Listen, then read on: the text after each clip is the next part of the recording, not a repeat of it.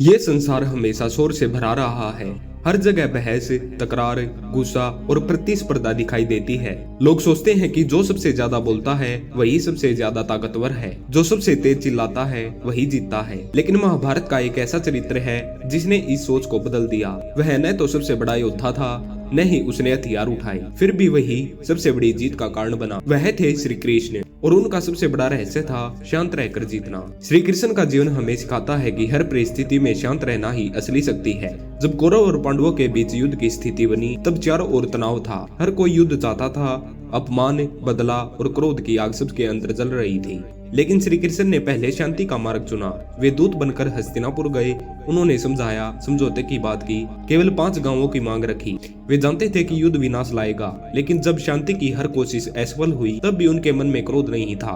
उनके चेहरे पर वही मुस्कान, वही स्थिरता बनी रही। युद्ध भूमि में अर्जुन जब अपने ही संबंधियों को सामने देखकर टूट गए, उनके हाथ कांपने लगे, धनुष नीचे गिर गया, तब श्री कृष्ण ने उन्हें डांटा नहीं, न ही उनका मजाक उड़ाया। उन्होंने शांत स्वर में गीता का उपदेश दिया। सोचिए, चारों ओर शंखनाद हो चुका है, युद्ध शुरू होने ही वाला है, और उस समय कोई व्यक्ति इतने शांत मन से जीवन का सबसे गहरा ज्ञान दे रहा है। यही उनका रहस्य था। वे जानते थे कि घबराहट में लिया गया निर्णय हमेशा गलत होता है। शांत मन से लिया गया निर्णय ही सही दिशा देता है। श्री कृष्ण ने कभी अपने बल का प्रदर्शन नहीं किया, लेकिन उनकी बुद्धि और धैर्य ही उनकी सबसे बड़ी ताकत थी। उन्होंने सिखाया कि जीत केवल ताकत से नहीं, संयम से मिलती है। जब दुर्योधन ने पूरी सेना चुन ली और अर्जुन ने केवल नियत श्री कृष्ण को चुना, तब सबको लगा कि अर्जुन ने गलती कर दी। लेकिन अर्जुन जानते थे कि श्री कृष्ण का शांत मार्गदर्शन ही असली शक्ति है। सेना युद्ध जीत सकती है, लेकिन सही दिशा देने वाला सारथी ही असली विजेता बनाता है। श्री कृष्ण का जीवन हमें यह भी सिखाता है कि अपमान का उत्तर तुरंत देना जरूरी नहीं होता। जब शिशुपाल ने सभा में उनका बार बार अपमान किया, तब भी श्री कृष्ण शांत रहे। उन्होंने 100 गलतियां क्षमा की। यह कोई कमजोरी नहीं थी, यह धैर्य की प्रकाष्ठा थी। उन्होंने सिखाया कि सहनशीलता भी शक्ति होती है, लेकिन जब सीमा पार हुई, तब उन्होंने निर्णायक कदम उठाया। इसका अर्थ यह है कि शांत रहना कमजोरी नहीं, बल्कि सही समय पर सही कदम उठाने की तैयारी है।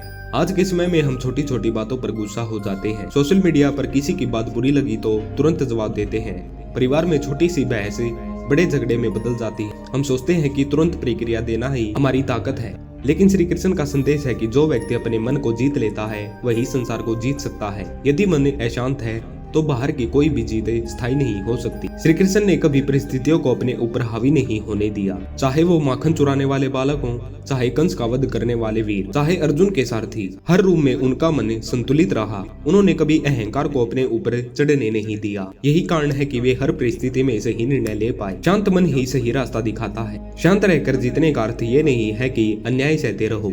इसका अर्थ है कि पहले अपने मन को स्थिर करो, फिर निर्णय लो। जब मन में क्रोध होता है, तब शब्द भी कठोर निकलते हैं और निर्णय भी गलत होते हैं।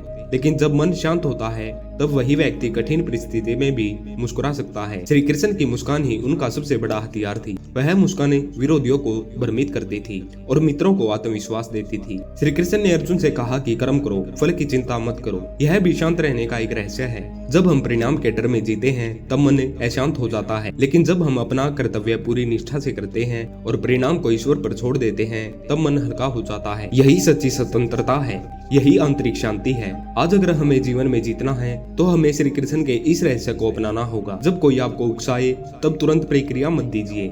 जब कोई आपकी आलोचना करे, तो पहले खुद को स्थिर कीजिए। जब कोई चुनौती आए, तो घबराइए मत। गहरी सांस लीजिए, सोचिए, फिर कदम उठाइए।